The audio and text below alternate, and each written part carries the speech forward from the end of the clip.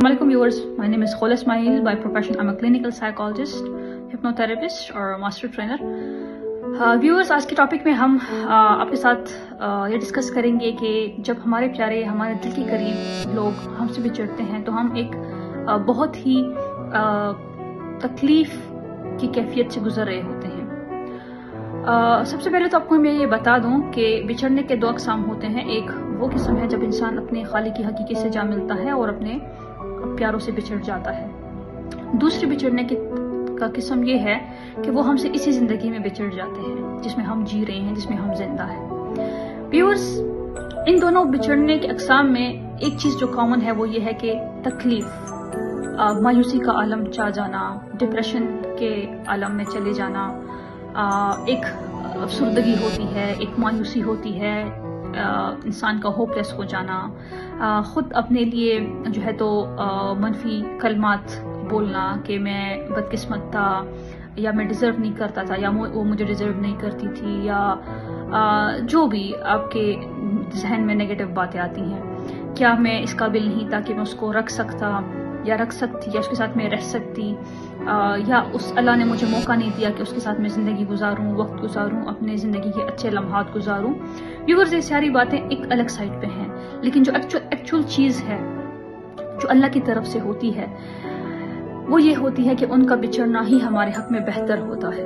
जो हमें लगता है कि बेहतर नहीं है, लेकिन वो हमारे लिए बेहतरीन होता है, बेहतर से बेहतरीन होता है।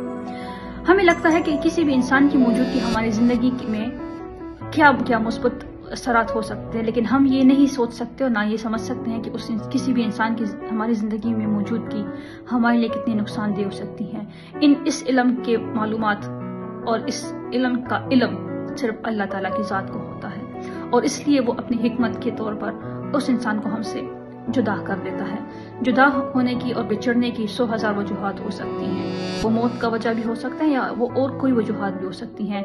कल्चरल डिस्प्यूट भी हो सकता है, वो लैंग्वेज डिस्प्यूट भी हो सकता है, वो जो है तो इकोनॉमिक डिस्प्यूट भी हो सकता है, वो जो है तो एक सोशल इकोनॉमिक स्टेटस भी हो सकता है, वो ज़िंदगी का कोई भी मयार हो सकता है जिसमें हमसे वो लोग बिछड़ जाते हैं। उनकी प्रायोरिटी भी हो सकती है कि शायद उनकी प्रायोरिटी हमारी प्रायोरिटी से मुख्तलिफ थी, या शायद उनकी ज़िंदगी के मकासद गोल्स हमसे मुख्तलिफ थे, या शायद जो है तो कोई और वजह थी जो हमें मालूम ना हो सकी, या उनको बेहतरीन मिल गया है।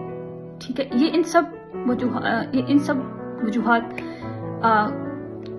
को सामने रखते हुए हमारे जहन में बहुत सारे मनफी ख्यालात आते हैं, वसवसे आते हैं। हम खुद को अनलकी साबित करने की कोशिश करते हैं और हम अपनी ज़िंदगी जीना छोड़ देते हैं। हालांकि अल्लाह कहता है कि अगर तुम मुझसे राज़ी हो तो मैं तुमसे राज़ी हूँ। तो मेरे अजीज़ दोस्तों, मेरे भाइयों, मेरे बहनों, मेरे करीब, मेरे दिल के करीब लोगों, मैं आपसे आज के दिन एक रिक्वेस्ट करती हूँ कि अल्लाह के रज़ा में राज़ी होना ही रज़ियल्लाहु अन्हु कहते हैं। और अगर हम इस चीज़ को जो है तो कॉन्फ्लिक्ट करने लगें कि वो शख्स जो हमारे दिल के करीब था, वो जो इंसान जो मेरे लिए ज़िंदगी में वाहिद एक ही था, जो वाहिद सहारा था, जो वाहिद सपोर्ट थी मेरे लिए, वो ही मुझसे बिछड़ गया है और अल्लाह ने उससे मुझसे छीन लिया है, तो मुझसे जुदा हो गया, चाहे जिस लेवल का भी है।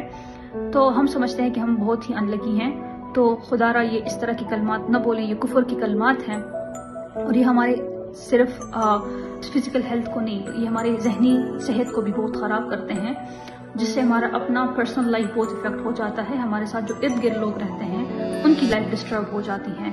शायद जो बंदा हमारे लिए अजीज था, शायद इसी तरह हम भी किसी के लिए अजीज हैं। तो फोकस करें कि जिसके लिए आप अजीज हैं उनकी ज़िंदगी में रहने की कोशिश करें, और अगर आप बिछड़ जाते हैं, आपकी राहें जुदा हो जाती हैं, तो इसमें आपकी बेहतरी होती है, जो कि आपको उस नुकसान से छूट मिल जाती है जो कि नज़र नहीं आती।